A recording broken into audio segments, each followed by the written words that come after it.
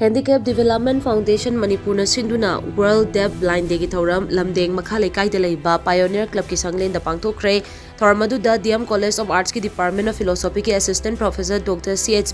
Chandra, IRE Group of Institution Wangjing ki Principal Dr. N. Rajiv Kumar, ISD Foundation ki Chairman Dr. S. Jasowanta, Pioneer Club ki President K.S. Lokendro Amadi, IMC ki Ward number 6 ki Corporator T. Indrajit Saruyaki.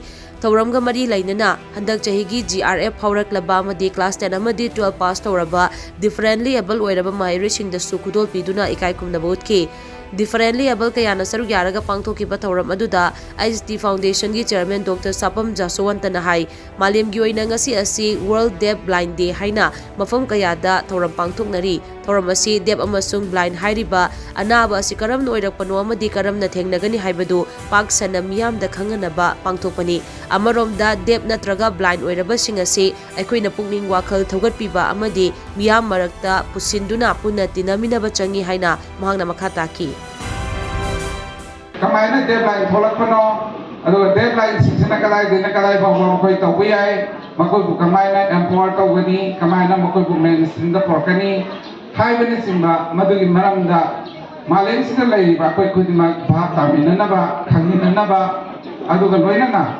akoigi deadline oiraba akoigi sinau sing marumpang singbusu empower torga makoi su khunai sigi productive oiba aduga citizen amamam oinanabagi thauram amani pandam amani ngasigi koi World Deaf Blind Day haina koina prithivigi sinba across the globe koi pangthoi basi